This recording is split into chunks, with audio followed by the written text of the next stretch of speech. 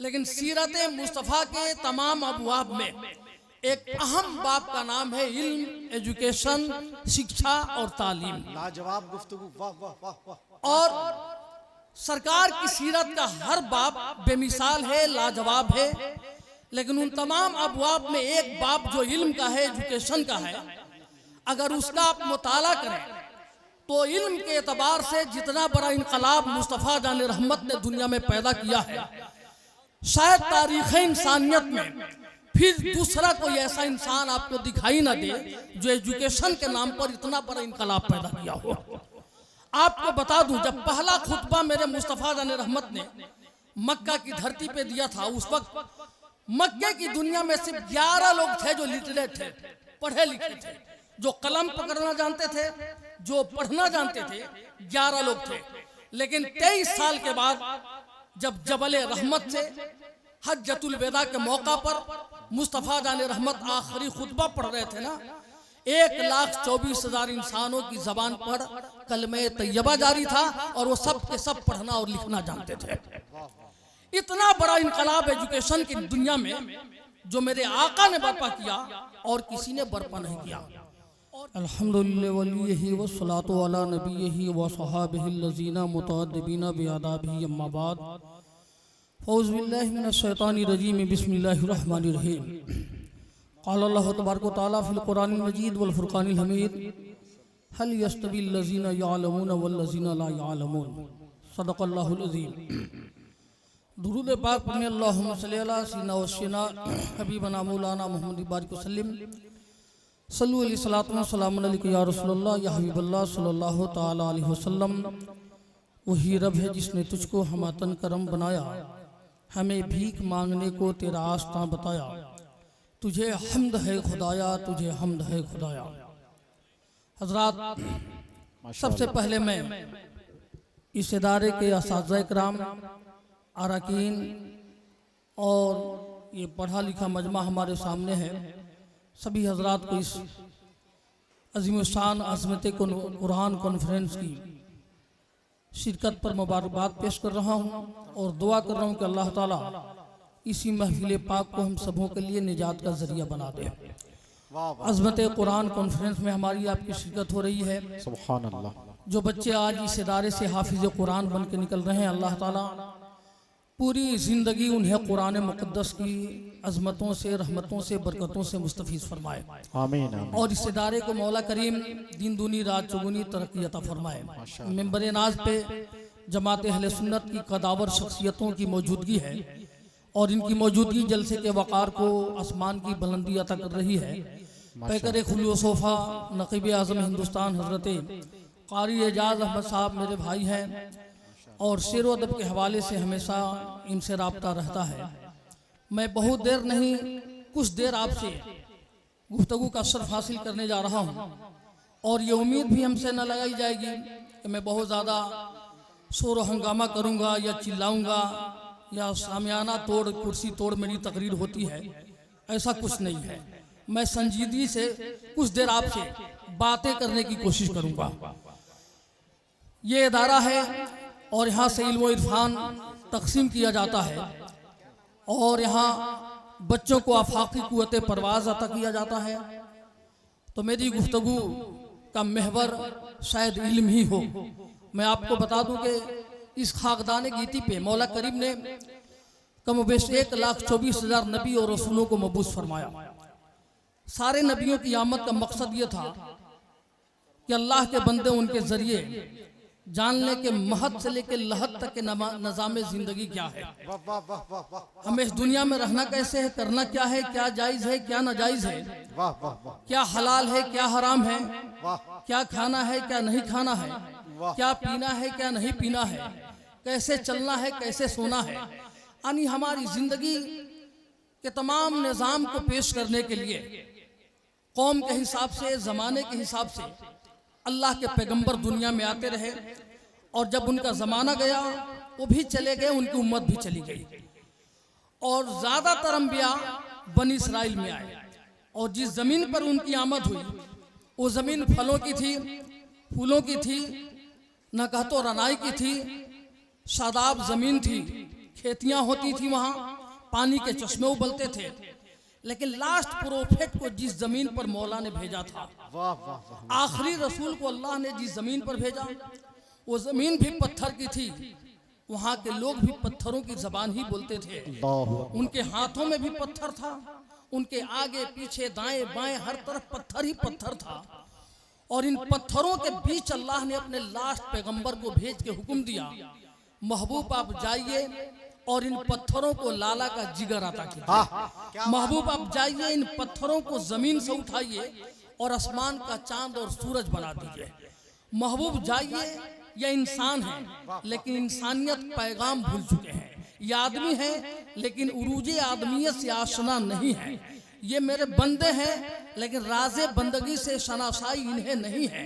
ये इंसान है लेकिन लक़द कर्रमना बनी आदम का ताजे दरख्शा जो मैंने इनके सर पे सजाया, उसकी अजमत को ये भूल चुके हैं। महबूब आप जाइए और इनके दरमियान जिंदगी की रमक पैदा कर दीजिए, इन्हें खाने का तरीका दे दीजिए, इन्हें जिंदगी के राज से आशना कर दीजिए। दुनिया देख के हैरत में है। सिर्फ 63 साल हयात मुकद्दसा में तबलीग भी, जिहाद भी, फाका भी, फक्र भी है। कौन जो नज़ामे जहां यूं सवार दे, 63 बरस हयात गुजारी है जिस तरह, 2 दिन की जिंदगी तो कोई यूं गुजार दे। ये मेरी सोच नहीं, आलमी सच्चाई है। आपके आने से दुनिया में बहार आई है। कल जो सरदार थी उम्मत वो सरेदार है अब। कल जो सरदार थी उम्मत वो सरेदार है अब। फर्ज मनसब न निभाया तो सजा पाई है। और आज भी सच्चाई ये है कि जमाना कर्ब के बिस्तर पे फिर पहलू बदलता है। कोई दस्ते करम इस जख्म खुर्दा दिल पे रख देता, निगाहें मुंतजर पथरा गई है शबे वादा, कोई कश्ती भंवर से खींचकर साहिल पे रख देता। अगर मैं वाकिफ़े राह अमल होता तो ए रहमत, फिसलने से कदम पहले मैं खुद मंजिल पे रख देता। मेरे आका ने जिंदगी के हर शोबे में इनकलाब बर्पा किया, लेकिन सीरत मुस्तफ़ा के तमाम अबवाब में एक अहम बाब का नाम है इल्म, एजुकेशन, शिक्षा और तालीम। लाजवाब गुफ्तगू, वाह वाह वाह वाह। और सरकार की सीरत का हर बाब बेमिसाल है, लाजवाब है। लेकिन उन तमाम अबवाब में एक बाब जो इल्म का है, एजुकेशन का है, अगर उसका आप मुताला करें तो इल्म के एतबार से जितना बड़ा इनकलाब मुस्तफ़ा जान रहमत ने दुनिया में पैदा किया है, शायद तारीख़ इंसानियत में फिर दूसरा कोई ऐसा इंसान आपको दिखाई ना दे जो एजुकेशन के नाम पर इतना बड़ा इनकलाब पैदा किया हो। आपको बता दूं, जब पहला खुतबा मेरे मुस्तफ़ा जान रहमत ने मक्का की धरती पे दिया था, उस वक्त मक्के की दुनिया में सिर्फ 11 लोग थे जो लिटरेट थे, पढ़े लिखे थे, जो कलम पकड़ना जानते थे, जो पढ़ना जानते थे। 11 लोग थे। लेकिन 23 साल के बाद जब जबल रहमत से हज्जतुल वेदा के मौका पर मुस्तफ़ा जान रहमत आखिरी खुतबा पढ़ रहे थे ना, 1,24,000 इंसानों की जबान पर कलमे तैयबा जारी था और वो सब के सब पढ़ना और लिखना जानते थे। इतना बड़ा इनकलाब एजुकेशन की दुनिया में जो मेरे आका ने बर्पा किया और किसी ने बर्पा नहीं किया। और जितनी बातें मेरे सरकार ने इल्म के ताल्लुक से कही हैं, किसी रिफॉर्मर ने, किसी दानिश्वर ने, किसी भी बड़े इंसान ने उतनी बातें एजुकेशन पर न की हैं जितनी बातें मेरे सरकार ने की हैं। आप अंदाजा लगाइए अरब से चीन की कितनी दूरी थी, और उस जमाने में ना प्लेन चलता था और ना कोई ट्रेन चल रही थी और ना कोई मोटर कार का जमाना था। उस जमाने में मुस्तफ़ा जान रहमत इरशाद फरमाते हैं, वतलुबुल इल्म वलौ कानू बिसीन, कि तुम इल्म हासिल करने के लिए अगर चीन तक का सफर करना पड़े तो चीन तक का सफर हासिल करो, लेकिन इल्म को हासिल करो। और दूसरी बात सुने आप, पहली कुरान की जो आयत मेरे आका पे नाजिल हुई, वो आयत कौन सी है? इक़रा बिस्मि रब्बिकल लज़ी। वो आयत क्या है? एजुकेशन से रिलेटेड है, तालीम से, शिक्षा से। पहली कुरान की आयत मुस्तफ़ा जान रहमत पे नाजिल हो रही है, वो तालीम से रिलेटेड है। और उसी रसूल की उम्मत अगर पढ़ी लिखी ना हो तो वक्त का सबसे बड़ा हादसा होगा, सबसे बड़ा अलमिया होगा, सबसे बड़ा हादसा। एक और आपको वो तारीख मैं बता रहा हूं जो तारीख आज भी तारीख की किताबों की पेशानी पे झूमर की तरह मौजूद है, चमकती हुई तारीख। फतह मक्का के बाद बहुत से लोग कैदी की सूरत में मुस्तफा जान रहमत की बारगाह में थे, और वो लोग थे जो नबी नाज़ रहमत की जान के दुश्मन थे, जो नंगी तलवारें लेके सरकार को ढूंढा करते थे, जो हालत नमाज में मुस्तफा जान रहमत पे ओझड़ियां डाला करते थे, जो राहों में गड्ढे खोदा करते थे, जो कांटे बिछाते थे। वो फतह मक्का के बाद नारे तकबीर, नारे रिसालत, उलमाए अहले सुन्नत, सदरी इजलास हजरत अल्लामा अब्दुल मुस्तफ़ा गौसी साहब किबला। मैं भी हजरत का वेलकम कर रहा हूँ, खुश आमदीद कहता हूँ अल्लाह, और हजरत की दुआएं लेकर थोड़ी देर में आपसे गुफ्तगू का शर्फ हासिल हुआ। तो मुझे बताना वो लोग कैदी थे जो सरकार की जानी दुश्मन थे, और उन्होंने कोई कसर न छोड़ी थी दुश्मनी में, और आज वो कैदी की सूरत में थे। साहबा इकराम की तलवारें नियाम से बाहर थी, सिर्फ हुक्म मिल जाता तो सबकी गर्दनें जिस्म से अलग कर दी जाती, लेकिन सब ने एक इरादा किया कि एक बार पूछ तो लिया जाए इनसे, ये इंसान नहीं बल्कि रहमतुल लिल आलमीन है। मेरे आका ने कहा कि तुम हमसे क्या उम्मीद रखते हो? कहा कि हमें आपसे बेहतरी की उम्मीद है। मेरे आका ने कहा कि मैं ये चाहता हूं कि तुम कैदियों में जितने पढ़े लिखे लोग हो, अनपढ़ लोगों को पढ़ना लिखना सिखा दो, फिर तुझे हमेशा के लिए आजाद कर दिया जाएगा। क्या बात है, वाह। आप सोचे इतना बड़ा फैसला उस अहद का एक फातिह नहीं कर सकता जो मेरे आका ने किया है। ऐसा फैसला उस जमाने में तस्वूर नहीं किया जा सकता था कि जो जान के दुश्मन थे वो कैदी थे, सरकार ने उनसे कहा कि तुझे आजाद कर दिया जाएगा, तेरी जिंदगी माफ कर दी जाएगी, तुझसे बदला ना लिया जाएगा, इंतकाम ना लिया जाएगा, बस तुम एक काम करो कि जाहिल लोगों को कलम पकड़ने का शऊर दे दो, तुझे हमेशा के लिए आजाद कर दिया जाएगा। इतना बड़ा फैसला मेरे आका ने किया, और उसी रसूल की उम्मत अगर आज पढ़ी लिखी ना हो तो ये कितना बड़ा हादसा है। मैं सिवान की धरती को सलाम पेश करता हूँ। जब गुजरता हूँ तो इतने डॉक्टर्स लोगों के बोर्ड मुझे नजर आते हैं ना कि दिल बाग बाग हो जाता है, और ये चीज बिहार के किसी दूसरे जिला में हजरत मुझे दिखाई नहीं देती, तो मुझे फख्र है इसलिए कि ये जिला एजुकेशन के नाम पर अल्हम्दुलिल्लाह अपनी कौम की बात करूं तो इस वक्त बहुत आगे है। अल्लाह करे कि और इसे तरक्की हासिल हो और ये आगे बढ़े, लेकिन यही हमारी मंजिल नहीं है। हमारी मंजिल बहुत दूर तक है, और भारत की धरती पर अगर अपने मुस्तकबिल को मुस्तहकम करना है तो फकत एक रास्ता है मुसलमानों, और वो रास्ता इल्म का रास्ता है, एजुकेशन का रास्ता है, तालीम का रास्ता है। अगर इस रास्ते पर हमारी जिंदगी की गाड़ी दौड़ती रही तो इंशाअल्लाह हम रोशन मुस्तकबिल का ख्वाब देख सकते हैं। और अगर हमारा रिश्ता इल्म से कमजोर होता है, एजुकेशन से कमजोर होता है, शिक्षा से कमजोर होता है, तो फिर हमारी बका और हमारा इस्तेहकाम भारत की धरती पर किस कदर होगा वो हम और आप बखूबी समझ सकते हैं। यकीन जानिए जिस अहद में हमने आंखें खोली है ना, यहाँ इंसाफ का सीना जख्मी है, जुल्म की आंखें खुली हुई हैं, वहशत की नाच हर जगह रक्स कर रही है, और बातिल दरोग से फरोग खाता है, हक के सामने इतना दबीज पर्दा डाल देता है कि सच्चाइयां दिखती नहीं हैं। लेकिन इसी मुल्क में हमें जीना है, इसी अहद में जीना है, तो इस अहद में जीने के लिए अगर आप चाहते हैं बावकार जिंदगी जीना तो आपको इल्म के रास्ते पे चलना होगा, अपने बच्चों के हाथ में कलम देना होगा, अपने बच्चों के हाथ में किताब देनी होगी। और याद रखिएगा जिस उम्र में हाथ में कलम अच्छा लगता है उस उम्र में कलम ही होना चाहिए। जिस उम्र में हाथ में किताब अच्छी लगती है उस उम्र में 50,000 का मोबाइल अच्छा नहीं लगता है। आज आप अपना मुहासबा करें, अपना जायजा लें तो आपको पता चलेगा इल्मी एतबार से हम किस कदर जवाल के शिकार हैं। मनमोहन जी की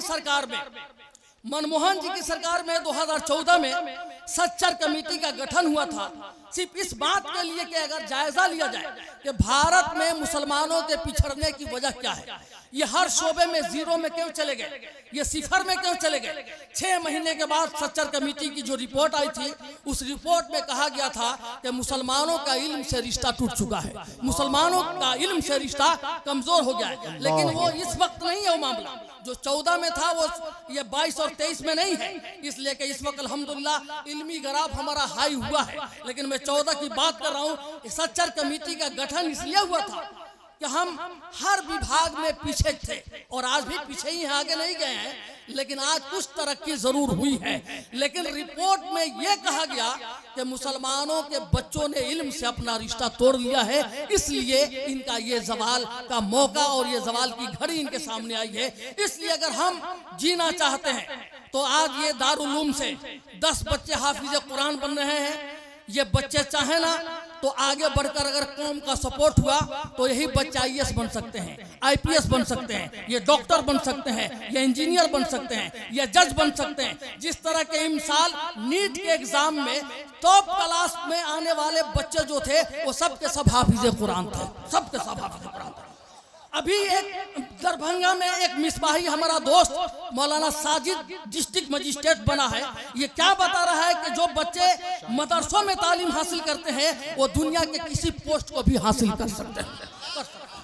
इसलिए कि जो बच्चा 30 पारा कुरान मुकद्दस को पढ़ के याद करके अपने दिल में महफूज कर सकता है, वो दुनिया के किसी भी सब्जेक्ट को, किसी भी सिलेबस को आसानी के साथ याद करके, किसी भी कंपटीशन को फेस करके वो टॉपर बन सकता है। ये मदरसा है, यहाँ से कुछ भी मुमकिन है अगर हमारी तवज्जो इस पर अच्छी तरह हो गई तो।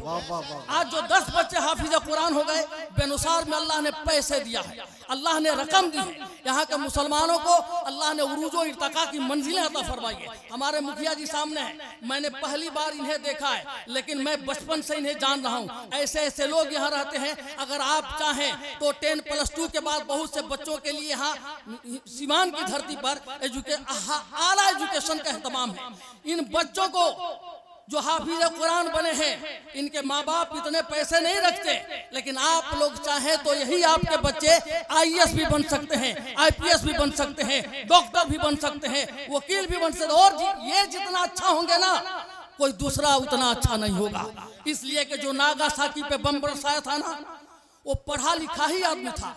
आज भी यूक्रेन और रूस में जो जंग चल रही है, जो फ्लाइट से उड़ के इंसानों पे बम बरसाते हैं, वो पढ़े लिखे लोग हैं। लेकिन पढ़ा लिखा इंसान आसमान में उड़कर इंसानों पे बम बरसा रहा है। क्यों बरसा रहा है? इसलिए कि वो सिर्फ दुनिया का इल्म हासिल किया हुआ है। अगर उसके इल्म का रिश्ता मुस्तफा के इल्म से जुड़ा रहता, अगर उसके इल्म का रिश्ता कुरान से जुड़ा रहता, अगर उसके इल्म का रिश्ता हदीस रसूल से जुड़ा रहता, तो आसमान पे उड़ता तो बम नहीं बल्कि इंसानों पे मोहब्बतों का फूल बरसाता। अब जिस दिन नारे तकबीर, नारे रिसालत, अज़मत कुरान कॉन्फ्रेंस, हजरत अल्लामा अलहाज प्रोफेसर निसार अहमद साहब क़िबला मिसबाही। जिस दिन एक हाफिज कुरान डॉक्टर बनेगा, उसके चेंबर में एक गरीब इंसान पहुंचेगा ना, कहेगा मेरी जेब में पैसा नहीं है, कहेगा तुम्हें वो सहूलत दूंगा जो किसी अमीर को मैं नहीं दे सकता, तुम मेरे करीब में आ जाओ। जिस दिन एक हाफिज कुरान इंजीनियर बनेगा, वो जो डाटा और सॉफ्टवेयर की बात करेगा मोहब्बत से, किसी गरीब इंसान की वो भलाई के बारे में ही सोचेगा। एक हाफिज कुरान अगर वकील बनेगा तो अपने मुवक्किल से बेवजह पैसा लेकर उसे गुमराह नहीं करेगा। वो बोलेगा मैं सदाकत की जंग लड़ूंगा, इसलिए कि सबसे बड़ा मुंसिफ परवरदिगार है, इसलिए मैं गलती नहीं कर सकता। एक हाफिज कुरान जिस दिन जज बन जाएगा, अगर इंसाफ की कुर्सी पर बैठेगा तो कलम चलाते वक्त ये जरूर सोचेगा कि एक कलम चलाने वाला मेरा परवरदिगार है। अगर मैंने गलत कलम चला दिया तो मेरी तकदीर पे भी गलत कलम चल जाएगा। इसलिए आप सोचें, अगर ये आपका इदारा हाफिज कुरान दे रहा है तो आपका ये इदारा कौम को बहुत बड़ा डॉक्टर भी दे सकता है, बहुत बड़ा इंजीनियर भी दे सकता है। अगर आप चाहें तो आपका ये इदारा एक मदरसा की शक्ल में है, कल एक यूनिवर्सिटी की शक्ल में तब्दील हो सकता है। बस तस्वूर ये है कि हम अपनी फिक्र को वसी तरीन करें। पूरा खर्च जो करें है ना, एजुकेशन के नाम पर खर्च करें। रोटी सूखी हुई खाएं लेकिन बच्चों को तालीम दें। अफसोस का मकाम है साहब, आज एजुकेशन के नाम पर मुसलमानों को बुरा भला कहा जाता है। अफसोस तो मुझे इस वक्त ये होता है कि उस हाथ में जब हमारी हुकूमत थी, तकरीबन 750 साल तक मुस्लिम हुकूमत भारत की जमीन पर रही, मुगलिया सल्तनत रही, लेकिन वो लोग हमारे लिए एजुकेशन के नाम पर कुछ भी नहीं कर सके। आज ये मदरसे हैं ना, इनकी बका और इनका तहफ़्फ़ुज़ हमारी मिली और मुश्तरका जिम्मेदारी है। मैं एक बात कह रहा हूँ, शायद आपको पसंद ना आए। आज का जो अहद है ना, अगर इस अहद में ये मदरसे 5 सालों के लिए बंद कर दिया जाए तो हमारी कौम को कलमा तक याद नहीं रहेगा। इसलिए इन मदरसों की हिफाजत कौम की मुश्तरका जिम्मेदारी है, इसलिए इनकी हिफाजत कीजिए। और मैं आपको बता दूं, खजा परस्त तुझे कुछ खबर नहीं सी, कहाँ खुलूस के पौधे लगाए जाते हैं। ये मदरसे हैं, इन्हें हकारतों से न देख, यहाँ वतन के सिपाही बनाए जाते हैं। तो ये मदरसे हैं हमेशा। आपको बता दूं, एक मौलाना ही था, मौलाना जिसका नाम मौलाना मजहरुल हक है। उस मौलाना ने बिहार की धरती पर गांधी जी को आजादी की जंग लड़ने के लिए, सत्याग्रह करने के लिए चंपारण में जगह देने का वादा किया और पटना में उनका वेलकम किया था। वो एक मौलाना था। और हिंदुस्तान की तारीख आजादी का जब मुताला करेंगे ना, तो ये हमारी कौम के उलमा जो आज कौम की क़यादत करते हैं, उस दिन मुल्क की क़यादत करने के लिए, आजादी की जंग लड़ने के लिए आगे बढ़े थे। और 1800 उलमा को जामे मस्जिद के सामने फांसी दी गई थी। दिल्ली से लेकर लुधियाना तक की सड़कों पर जितने पेड़ थे ना, किसी न किसी आलिम की लाश लटक रही थी। इसलिए इन्हें बेवफा नहीं कहा जा सकता। यही उलमा कौम के सामने पैगाम देते हैं कि आप याद रखना कि मिलेगी मंजिल मकसूद, यही ईमान रखते हैं। हम अपनी रहनुमाई के लिए कुरान रखते हैं। वतन से हो वफादारी, यही इस्लाम कहता है। हम अपने दिल के हर गोशे में हिंदुस्तान रखते हैं। तो वो जमाना था। अगर हमारे उमरा चाहते, अगर हमारे मुगलिया दौर के ये मुगल शहंशाह चाहते, तो भारत की धरती पर कई यूनिवर्सिटियां कायम हो सकती थी, कितने कॉलेजेस बन सकते थे।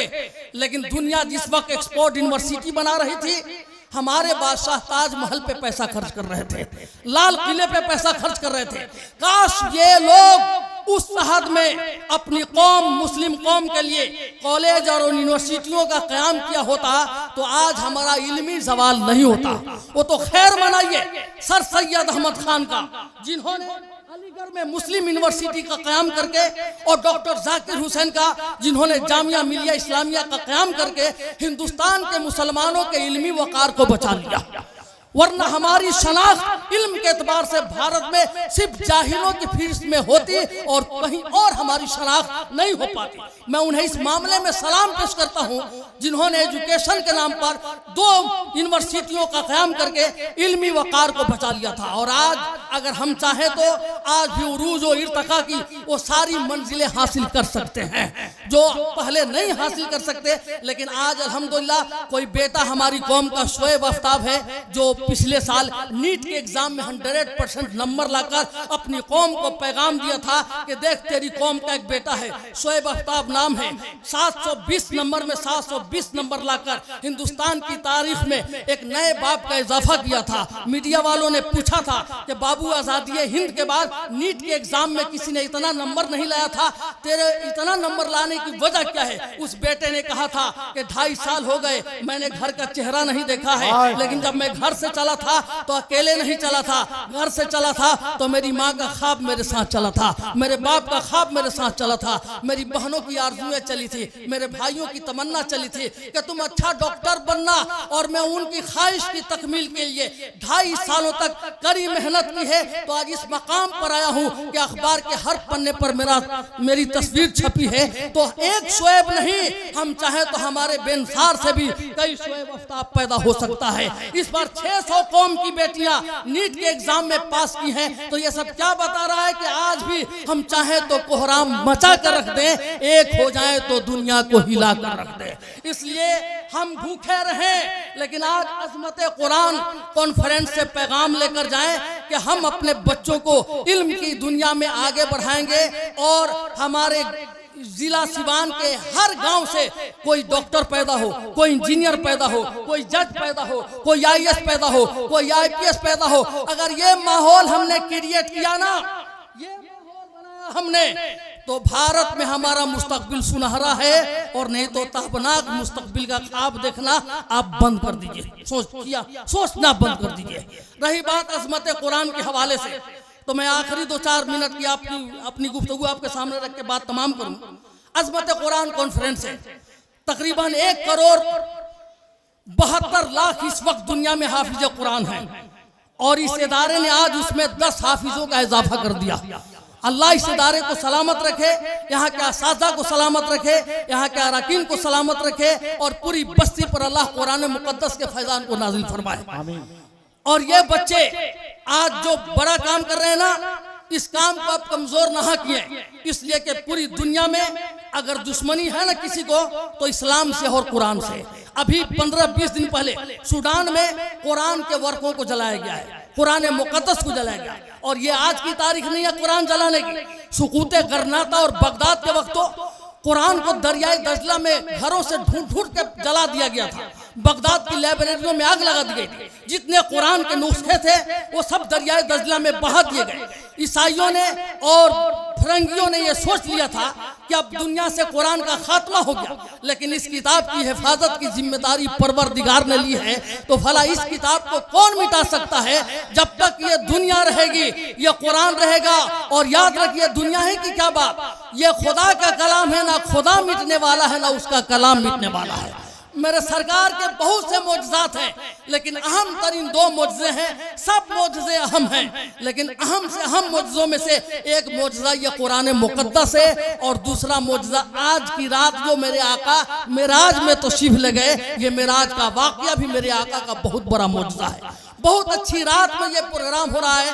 अब ये बच्चे दुनिया के सामने खड़ा होके कहेंगे कि जिस कुरान को मिटाने की बात कर रहे हो, सिवान में बेनसार के मुसलमानों ने तुझे चैलेंज दिया है कि वो कुरान के दुश्मनों याद रखना, वरक जलेंगे मगर आयते मुक़द्दस को किसी भी आग की शिद्दत मिटा नहीं सकती। वरक जलेंगे मगर आयते मुक़द्दस को किसी भी आग की शिद्दत जला नहीं सकती। हर एक लफ्ज़ है महफूज इसका सीने में कि इस किताब को दुनिया मिटा नहीं सकती। हर एक लफ्ज़ है महफूज इसका सीने में कि इस किताब को दुनिया मिटा नहीं सकती। और फैज़ ने कहा था, हश्र तक कब्र की मिट्टी ना जला पाएगी, फैज़ जिस सीने में कुरान का पारा होगा, फैज़ जिस सीने में। तो मैं अरकान इदारा को मुबारकबाद पेश कर रहा हूँ कि आपने, मेरी तकरीर तो बहुत लंबी हो सकती थी, लेकिन मुझे लंबी नहीं करनी, इसलिए कि मैं सिर्फ वादा वफा करने के आया हूँ, और ना मुझे कहीं और शबे मेराज के हवाले से गुफ्तगू करनी है। बस मैं इब्तदाइया तौर पर आपके सामने था, और मैं आपका शुक्रगुजार हूँ कि इतनी देर आपने मेरी बात सुन ली। लेकिन बस एक पैगाम मैं दे रहा हूँ कि इस दौर में जीने के लिए सबसे अहम कोई रास्ता है तो एजुकेशन का रास्ता है, तालीम का रास्ता है। ये इल्म है, इसी इल्म की बुनियाद पर एक बच्चे को समझ में आएगा कि माँ के कदमों के नीचे जन्नत है। इसी इल्म की बुनियाद पर एक बेटा बाप की पेशानी में जन्नत का दरवाजा ढूंढेगा। इसी इल्म की बुनियाद पर इंसान जायज और नाजायज में तमीज कर पाएगा। इसी इल्म की बुनियाद पर एक इंसान हलाल और हराम में तमीज पैदा कर पाएगा। मैं हुजूर हाफिज मिल्लत ने फरमाया है कि इल्म जिंदगी का नाम है और जहालत मौत का नाम है।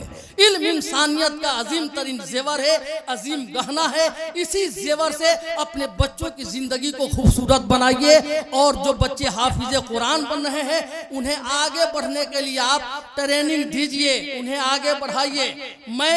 मैं खुद नहीं समझ पा रहा था कि मैं क्या करूंगा, लेकिन मैं अशरफिया से पढ़ गया, मैं राजेंद्र कॉलेज में एडमिशन लिया। लोग हंसते थे कि ये क्या करेगा, लेकिन जब कॉलेज में टॉप आया, मैं एमए में, उस वक्त समझ में आया कि एक मौलाना कुछ भी कर सकता है। जब बीएड कॉलेज में गया तो मैं प्रोग्राम करता था। हमारे कॉलेज का जो मेन लेक्चरर थे अभय सिंह, उन्होंने कहा मौलाना तुम तो सिर्फ प्रोग्राम करते हो और यहाँ उर्दू की कोई किताब नहीं, तुम उर्दू से बीएड करने आए हो, कोई लेक्चरर नहीं है, कोई किताब नहीं है, फिर तुम पास कैसे हो गए बीएड में? कहा सर आप जब रिजल्ट आएगा तो देखिएगा, प्रोग्राम से मेरा रिश्ता तो है ही है, लेकिन इल्म से और तालीम से भी मेरा रिश्ता बहुत गहरा जुड़ा हुआ है। मैं प्रोग्राम में भी जाता हूँ तो किताबें लेकर जाता हूँ। और जब रिजल्ट आया था बीएड कॉलेज में ना, तो उस वक्त वही प्रोफेसर रात में फोन किया कि निसार सर कल मिठाई लेकर आइएगा, पूरे कॉलेज में आपने टॉप किया है।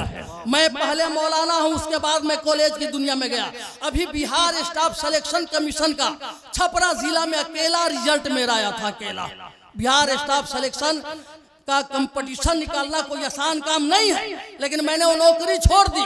मैं सिर्फ ये बताने के लिए गया था इम्तिहान देने कंपटीशन में कि जो मौलाना होता है मदरसा से पढ़कर निकलता है ना, वो दुनिया के किसी शोबे में जाके आगे निकल सकता है। मुझे बताना था कि हम वो लोग हैं मौलाना जो मदरसे में पढ़ते हैं, हर सब्जेक्ट पर हम लोग दस्तरस हासिल कर सकते हैं और दुनिया के हर कंपटीशन को निकाल कर हम बता सकते हैं कि मदरसा में सिर्फ हाफिज और कारी ही नहीं, बल्कि कौम के लिए सियासत का रहनुमा भी बनाया जाता है, डॉक्टर और इंजीनियर भी बनाया जाता है, मदरसों में आईएएस और आईपीएस भी पैदा किया जा सकता है। तो ये एक मिसाली बात है। मेरा भाई है जो एजुकेशन डायरेक्टर है, वो मोटिवेट करता है लोगों को। वो पहले हाफिज है, फिर कारी है, फिर मौलाना है, और आज उसका हाल ये है कि बड़े बड़े लोग उसे फोन करते कि शमशाद आओ, ये यहाँ आईएएस के बच्चे हैं, आईपीएस के बच्चे तैयारी कर रहे हैं, यहाँ यूपीएस और बीपीएससी की तैयारी बच्चे कर रहे हैं, तुम उन्हें मोटिवेट करो। लेकिन वो मेरा भाई पहले मौलाना है, उसके बाद वो यूपीएससी के बच्चों को ट्रेनिंग दिया करता है मौलाना होकर।